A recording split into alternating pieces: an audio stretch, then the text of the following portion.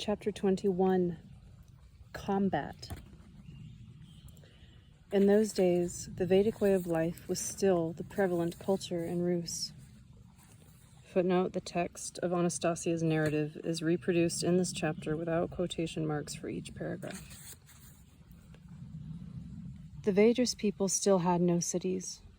Rus was made up of a large number of settlements, rich in extraordinary foods, the joy of life, and bright people who lived in their family domains. There were other countries at that time which boasted of great cities where power of money was becoming more and more dominant over human aspirations, and there were great armies, and with their help rulers attempted to bring the whole world under their own control, and many countries bowed under the control of the dark forces. Once an elite Roman legion was sent to Rus. 5,000 warriors approached the boundary of the first settlement they came to, and they threateningly made camp right on the outskirts of the little village. The military officers called for the village elders to come to them, and the elders came, knowing no fear in the face of this ominous force. The officers explained that they came from the most powerful country of all, and that, consequently, all the settlements must pay tribute to them. Anyone unable to pay would be taken into slavery. The elders replied that they were not disposed to share their food with any evildoers, thereby feeding hordes of dark forces. Whereupon the commander-in-chief said to the elder most advanced in age, "I have heard about your barbarity and your unusual way of life. Your mind is incapable of even appreciating the correlation of forces here. With a mind like that, you will never be free in a civilized empire. You will either exist as slaves or not exist at all." And the Vedras village elder replied, "It is the one who is not capable of using divine provisions for his food that is not allowed to exist. Look." And with these words, the elder Vedras took 2 identically fresh and beautiful apples out of his pocket. He surveyed the officers, all glistening in their armor, but his gaze rested upon a young private soldier. He went over to the soldier and held out one of the apples, saying, "Take this, my son, and may this fruit be a delight to your soul." The young private took the fruit and tasted it right there in the sight of all of those standing around. His face lit up with a delight that provoked envy among the others. Then the elder, still holding the second beautiful apple in his hand, turned again to the commander-in-chief, went over to him, and said, "My soul has no desire to offer this marvelous fruit to you. What that means, try to understand yourself." And he placed the second apple at the feet of the commander-in-chief. "How dare you, old man, answer back that way to a commander distinguished in battle?" a Roman orderly exclaimed, as he picked up the apple and gazed in amazement, and all the commissioned officers and their subordinates were shocked from what they saw. For the beautiful apple had begun rotting right before their very eyes in the orderly's hands, and right before their very eyes a swarm of midges suddenly appeared and devoured the rotting fruit. And the Vedras elder continued, "Nobody can buy the fruit of the divine grace for gold, or take it by force. You may call yourself a lord and a master, and imagine yourself defeating countries, but the only thing you will eat that way is rot." This is not mysticism, Vladimir. You must understand. Fruits grown with love can give their grace only to those who themselves have instilled love in them, or to those to whom the grower gives them of their own free will. This is the order of the universe, and for proof of this you need only take a careful look at the present day. People are doomed to eat fruit which is far from fresh.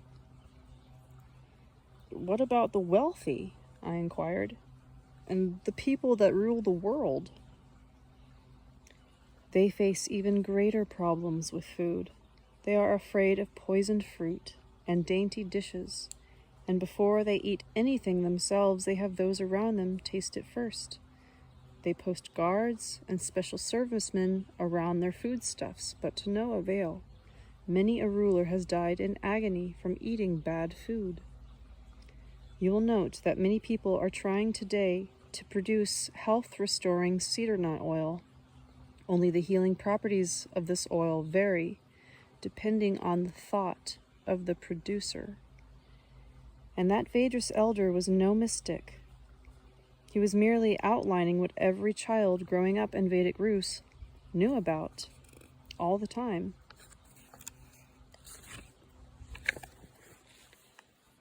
But the aged Vedras's remarks provoked anger, and he was taken captive. He was put into a cage so that he could witness the torching of the houses and gardens of his village, and so that he could watch its men, women, and children parade before him in chains. The commander said to him spitefully, "Look there, old man. There are your fellow villagers. Now they are slaves. You made fun of me in front of my retinue? R-E-T-I-N-U-E. In a bad way, and the fruit you gave me showed immediate signs of decay. Now, all your fellow villagers are slaves, and they will now produce undecaying fruit before us under pain of death." "Under pain of death," observed the elder. "One can only grow that which brings death, even though it may have a pleasant appearance. You are primitive. You will not be able to conquer my country. I have released a pigeon with information about you. Once they see it, my magi will tell everyone the news." The commander issued an order. Runners fanned out to all the Vedras settlements with a view to deliver the order. It demanded that each settlement send representatives to see how strong, well-trained, and well-equipped were the Roman troops, and how they were capable of wiping any bravely resisting settlements off the face of the earth and taking the children and young women as slaves, and for everybody to pay tribute to his warriors so fearsome. And from now on to collect tribute for the empire and deliver the tribute to the empire in person. On the appointed day at dawn, 90 Vedras lads appeared before the huge camp. Out in front stood Radomir, whom you have heard about before, wearing a long shirt that Mila had sewn for him with love, and all the young men with him had on light-colored shirts. No helmets of iron covered their light brown hair. Their heads were framed instead by bands woven from grasses. They carried no shields to protect themselves from fatal blows. Only 2 swords hung from a belt around each one's waist. They stood silently, holding their steeds by the bridle. Many of their horses did not even have a saddle. The officers in command of the 5,000 strong, well-trained troops who had gathered together in council stared at the 90 young lads. The commander-in-chief came over to the cage in which the head of the raised Vedras settlement was being held and asked, "What can the presence of these lads possibly mean? I ordered the elders of all the settlements to come and hear the decrees of my country's emperor." The Vedras replied from his cage, "All the village elders know what it is that you want to tell them. They do not like what you have to say, and they decided not to go and meet somebody that they do not like. In front of your troops' camp, you see but 90 lads from the next village. They are wearing swords. Possibly they want to do battle." "Oh, you brainless barbarians," mused the commander-in-chief. "I could send a single detachment to fight them, and it would be a light task, of course, to kill them off completely. What good would it do? What good would come from a bunch of dead bodies? Would it not be better to explain the situation to them and bring them back hale and hearty to the emperor for slaves? Listen to me, old man, the commander addressed the Vedras elder. The young people will pay heed to what you say. You explain to them the absurdity of such an unequal combat. Tell them they ought to submit to it. I'll spare their lives. Of course, they will be taken captive, and I'll make them slaves, but they will not be living in a barbaric land. They'll be provided with food and clothing if they become obedient slaves. You tell them, old man, how utterly absurd it is to shed their blood in such unequal combat. The Vedras elder replied, I shall try. I shall try to tell them. I can see for myself the blood boiling in these young Vedras lads. Go ahead, old man. The Vedras elder began speaking from his cage in a loud voice, so that the warriors standing before the camp could hear. My sons, I can see the 2 swords hanging from each of your belts. I can see the spirited steed that each of you has by his side. You are holding them by the bridle. You are not overexerting them with your own weight. You are saving their strength for battle. You have decided to go into battle under the wise Radomir. Answer me. The commanders and troops watched as Radomir stepped forward. After making a deep bow before the elder in the cage, he responded by confirming the elder's words. I thought as much, said the Vedras elder, and went on. You are their leader, Radomir. I believe you are aware that the forces you see before you are not equal to your own. Once more, Radomir bowed in acknowledgement of the elder's affirmation. The officers were satisfied with this dialogue, but what they heard next astounded them like nothing they had ever heard before. The elder went on. Radomir, you are young, and your thoughts move swiftly. So spare the visitors' lives. Do not kill all of them. Make them depart and put down their weapons, and do not play with them any more. At first the officers were in a state of shock upon hearing the elder's extraordinary words. The commander-in-chief exclaimed with irritation, You are mad. You're out of your mind, old man. Who is in a position to spare whose life here? You have absolutely no idea. You have just condemned all of your fellow villagers to death. I will give the orders now. You are too late. Look, a few moments ago Radomir was standing there contemplating, but you saw how he acknowledged what I said. This means he understood my words, and he will not kill you. A second later, the officers saw the 90 young men standing in front of the camp suddenly leap onto their steeds and head at full speed toward the camp. The commander-in-chief managed to order a detachment of archers to prepare themselves to meet the Vedras warriors with a hail of arrows. But when the warriors on horseback came within shooting range, they suddenly jumped down off of their horses and began running alongside them. As soon as they got close to the Roman troops, the Vedras lads formed an oval encircling half their number along with the horses, while the other half cut through the Roman ranks, which had not yet completely come together, and started fighting. In each hand they held a sword, which they wielded equally deftly with either hand. They simply knocked the weapons out of their opponents' hands without fatally wounding them. The reserve legionnaires had a hard time picking their way through the disarmed and wounded Roman soldiers lying on the ground to replace them in combat. In the meantime, the small Vedras contingent determinedly pushed through to the tent of the commander-in-chief. Radomir used his sword to hack open the lock on the cage where the Vedras elder was being held captive. After bowing to him, he easily picked him up by the waist and set him on a horse. 2 of the young warriors of Radomir's contingent seized the Roman commander-in-chief, threw him over the rump of another horse, and brought him into the center of their oval. The valiant warriors quickly pushed ahead, not back the way they came, but forward. Before long, they left the crush of the Roman troops behind, jumped onto their horses, and dashed off. But after only a few minutes' ride, they stopped at a small hillock and dismounted. Almost all of them then lay down on the grass, stretched out their arms, and stayed motionless. The captured Roman commander was amazed to see the Vedrus lads lying around on the ground, fast asleep. Pleasant smiles brightened their faces.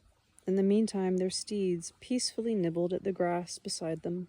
Only 2 watchmen kept an eye on the actions of the Roman troops. Left without their regimental superior, the Roman officers argued for some time, blaming each other for what had happened, then argued over who should take charge and how to proceed. At long last they decided to dispatch 1,000 horsemen, almost all the cavalry, in pursuit of the Vedrus warriors. The remainder would follow the pursuers at a distance in case of unforeseen events, such as the appearance of reinforcements on the Vedrus side. The basic motivating factor behind this decision, however, was fear. The 1,000-strong detachment of well-equipped cavalrymen launched into the chase. No sooner had the ranks of the Roman cavalry begun leaving the camp than one of the warriors of Radomir's contingent, seated on his steed, gave a blast on his horn. The warriors lying in the grass sprang up at once, seized their horses' bridles, and began running. Having rested themselves after battle, the Vedrus lads ran very fast, but gradually, very gradually, the pursuing Roman cavalry started to catch up to them.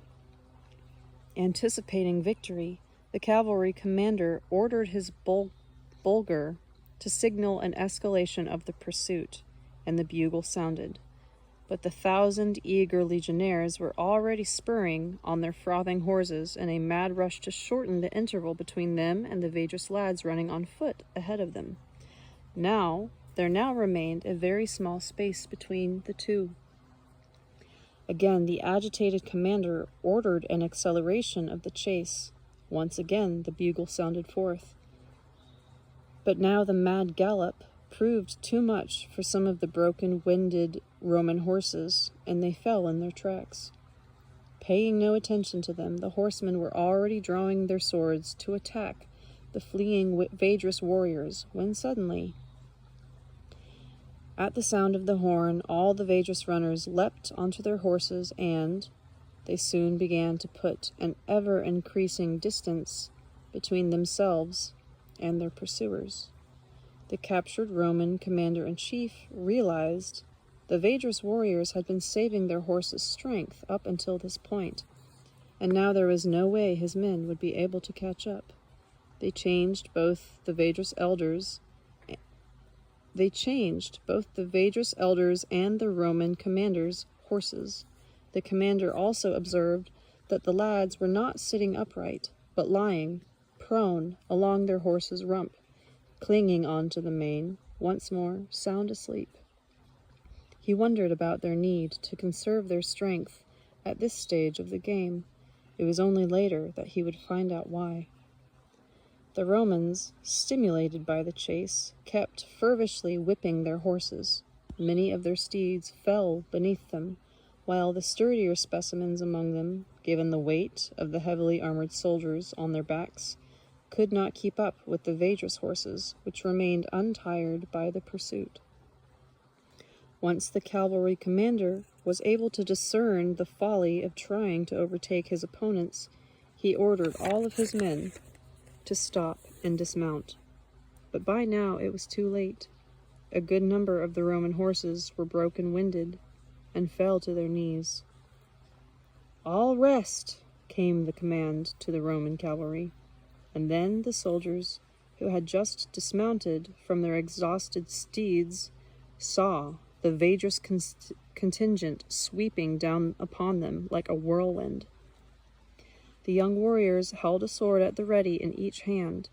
Bounding all along the edge of the circle of dismounted Romans, they inflicted light wounds on soldier after soldier, knocking their weapons out of their hands. the Roman legion was seized with horror. They all began running for help toward the infantry that was following behind. The Vedrus contingent came after them on horseback, but for some reason kept their distance, nor did they touch the Roman soldiers which had fallen from exhaustion. The fleeing Romans, by this time no longer running, but swaying from fatigue as they walked, stopped dead in their tracks at the sight of Radomir with his 2 swords at the ready, along with his horsemen right behind him, all calm and full of energy. The Roman soldiers dropped to their knees, and those that still held weapons placed them on the ground in front of them. Now utterly powerless, they began awaiting the anticipated vengeance at the hands of the Vedrus warriors. Radomir and his companions walked among the Roman soldiers seated on the ground, their swords sheathed, and Radomir and his companions began talking with the soldiers about life. Taking off their grass headbands, they gave them to the legionnaires so that they could apply the healing herbs to their wounds. The herbs stopped the blood flowing from the wounds and took away the pain. And then they returned the commander-in-chief to his legion. Sometime later, upon returning from their campaign against Vedic Rus, the fine-looking columns of soldiers marched into Rome. The emperor had been informed by courier runners about the strange events that had befallen the Roman legion's elite soldiers. After he had the opportunity to see his soldiers and officers for himself, he was overcome by a sense of embarrassment that lasted for several weeks, whereupon he issued a secret order to eliminate all the detachments from his army that had participated in the Vedic Rus's campaign, both soldiers and officers, and have them transferred to various corners of the empire. And he gave strict instructions that nothing should be heard about the campaign even by their friends and close relations, not even a word. The emperor himself sent troops to Rus no more, and in a secret book written for his successors he implored, "If you want to keep the empire intact, as to a war with the Vedrus people, do not even think of such an act." The emperor was no fool. He was alarmed to see his troops returning from their campaign, all healthy and unharmed, but carrying no spoil with them. Indeed, their faces betrayed no anger or even a desire to serve in war again. If he let men such as these remain in the imperial army, who knows whether they might infect the whole corps with the same desire to not go into battle any more.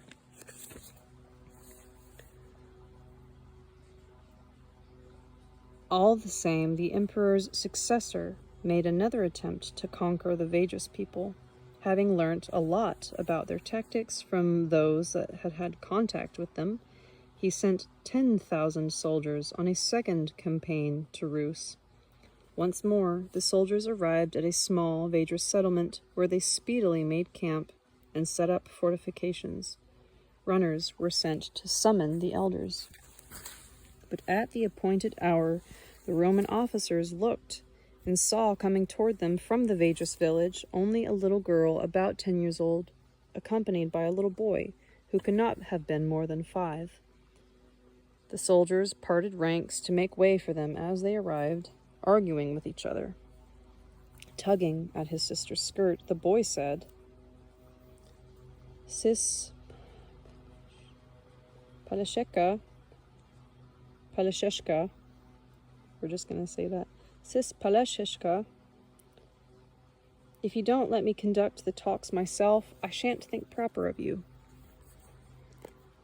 "What improper thing would you think of me, you little scamp?" the sister asked her brother. "I shall think of you, Sis Palasheshka, that you were born a jolly naughty girl." "It's not proper to think that." "It's not proper indeed, so let me conduct the talks with the enemies." And if I agree, what will you think of me then? I shall think that you, Sis Paleshenka, are the prettiest, cleverest, and kindest girl of all.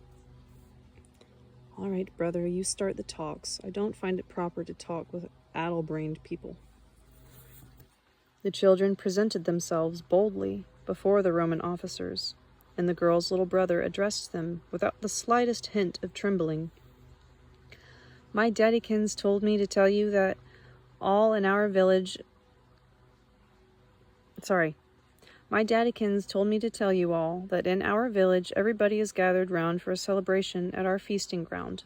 It is held there every year, and every year the people enjoy themselves at the feasting ground.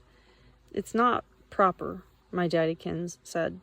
It would be wrong for him to leave the celebrations and come and talk nonsense with you, so he sent me and my sister tagged along. The commander-in-chief let out an audible squeal upon hearing the boy's audacious remarks. His face turned pale, and he grasped at his sword. You insolent young whelp, how dare you speak to me like that? I'll make a slave of you in my stables well into your old age. Your sister now. Hey there, Gramps, the little sister interrupted. Hey there, Gramps. Give up those silly playthings of yours, your swords and shields and spears. Run back home, lickety-split. You'd better run while you still can. You see that cloud coming? That won't talk with any visitors. It'll attack you without any words first. With that, the girl unwrapped the bundle she was carrying and, taking out a thimbleful of some kind of pollen dust, sprinkled it over her brother. Then she took the remainder and sprinkled it on herself.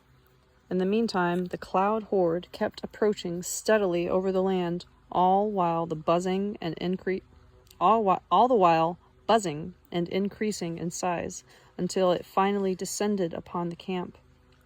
And before long, the Romans' armor lay on the ground, their shields, spears, and swords. Spears. Sorry. The officers and their soldiers' tents were left empty.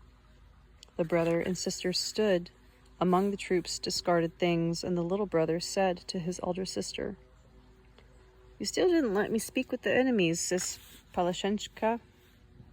I didn't get to finish telling them everything I wanted to. Well, anyway, you started. You mustn't be upset with me if I interfered a bit. You're a Vaedrus warrior, a defender of your motherland. Well, okay. I shall still think that I have a well-behaved, kind, and beautiful sister. Picking their way through the discarded armor, the brother and his beautiful sister headed back to their village. The receding cloud already looked quite small from where they stood. Even so, within it were 10,000 elite Roman warriors fleeing home in terror. They kept falling and getting up again, and kept on fleeing in panic. Do not think there is any mysticism here, Vladimir. The Vaedrus people simply made a decision. In each domain, and there were more than 200 domains in the settlement, they opened up 10 beehives, each hive containing approximately 15,000 bees. You can figure out the size of the cloud for yourself.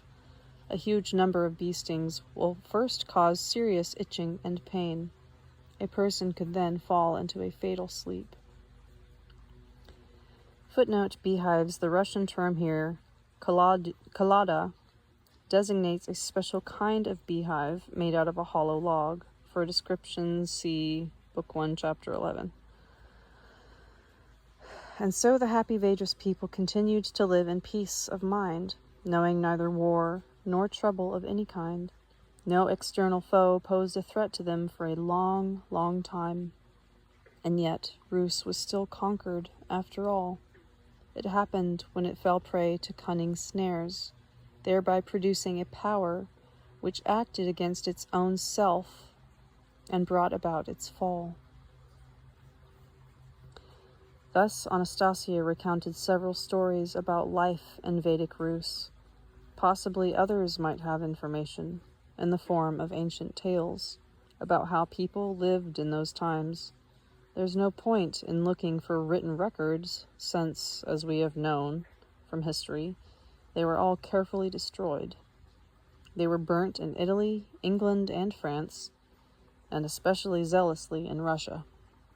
But those who feverishly destroyed the culture of our forebears could not eradicate its imprint from the depth of human hearts and souls. We must perfect the knowledge of our history. We must know it and respect it, but we must also reflect on the understanding that Vedism, paganism, and Christianity are all stages of our history. Not one of these stages should we neglect. By attacking one of them, we shall go on only attacking ourselves. We should treat Christianity with understanding and respect, and other faiths as well. Only then will all the stages of our history form a solid foundation for a marvelous future. But this is what can follow from knowledge and understanding, from giving a proper evaluation to each stage of our history, from seeing each stage of our history as lessons for building the future. Otherwise, we shall go on living in the world of the absurd. Governments and legislators in various countries are currently struggling with terrorism. They pass laws forbidding the incitement of racial or religious hatred, and yet at the same time these countries officially permit and support denominational teachings in which acts of mass terrorism are carried out for political purposes, supposedly in the name of God.